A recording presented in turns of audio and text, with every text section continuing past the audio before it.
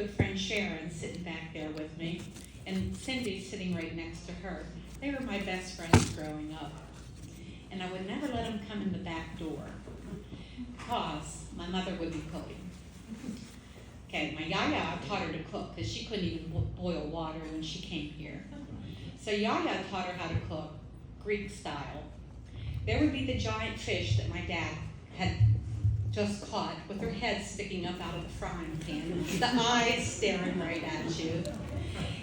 And there would be the frog legs flopping over on the side. There would be eel.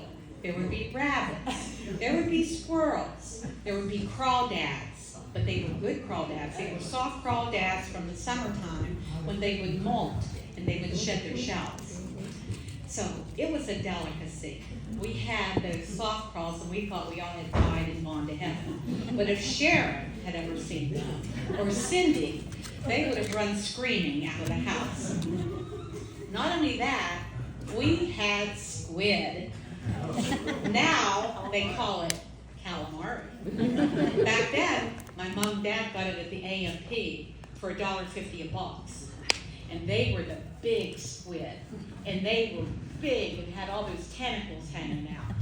And inside they had the squid eggs. Mom would just flour them and fry them in oil and serve them just like that with the tentacles flopping around. We loved them, but we didn't love everything. If you weren't at the table at 4:30 with your hands clean and sitting down, you had to go to bed without eating. Well, whenever we had liver and onions, Edna, whenever we had soup beans, Crystal, whenever we had, there were a couple other things I know that I'd eat. Chili. I hated kidney beans. I would be late for supper. So I had to march straight upstairs to my room, and lo and behold, magically, Campbell's vegetable soup and a nice little sandwich would appear at my bedside. Mom always made sure that even though I was being punished, that I didn't have to go hungry that night. The little things that she did were the things that I remembered the most. She taught the whole neighborhood how to stand on their heads. All the girls, Darla Doe, Pam Bozovsky, Cindy, you were probably part of this. Sharon, I don't know whether we kidnapped you or not. I never did learn that. You did? Well, you were that awkward age. You had that round Anyway, head. but yeah, she would tell us to grasp the grass and hold on with her hands, and she did it too. And we'd all be lined up, standing on our heads, all across our yard in the back street. So she did teach all of us that. And the one other story I want to tell you is how we came to live in that house.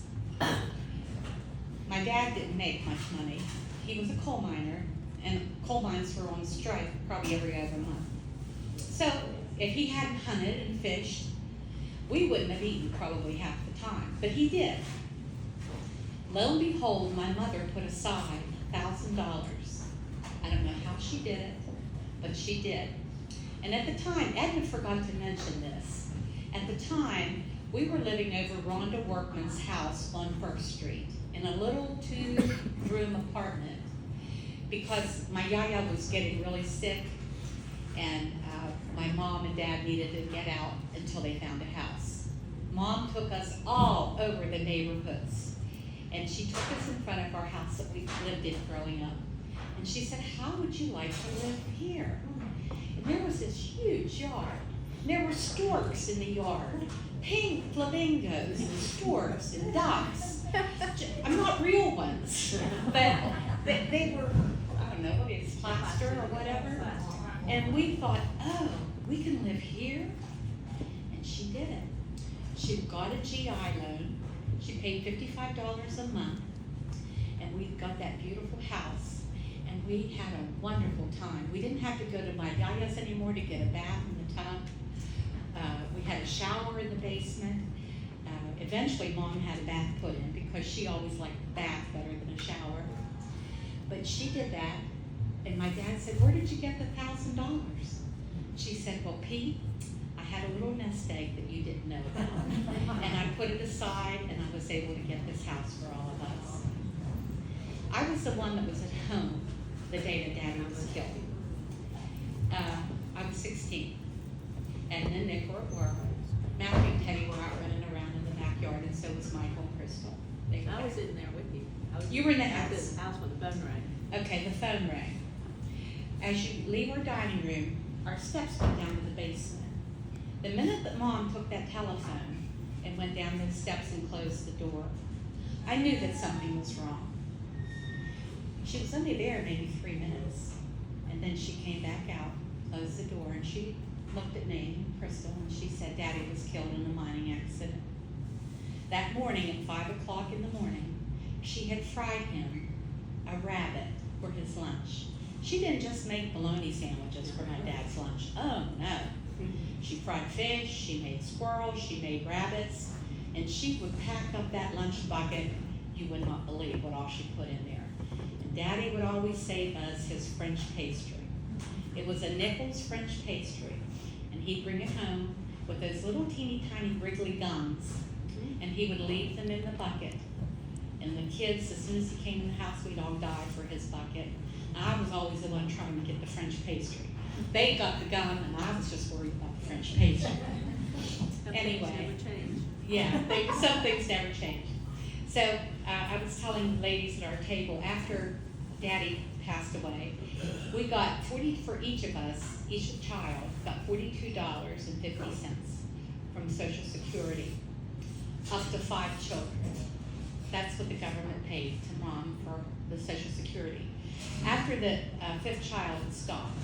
So we figured it out, $210 a month from them. And she also had a pension from the coal mine. So I think the pension must have been, at that time, maybe around $250. So on less than $500, she raised the 7 of us.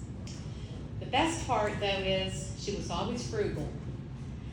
We would eat 1 chicken, all 9 of us, 1 chicken. Everybody had a part.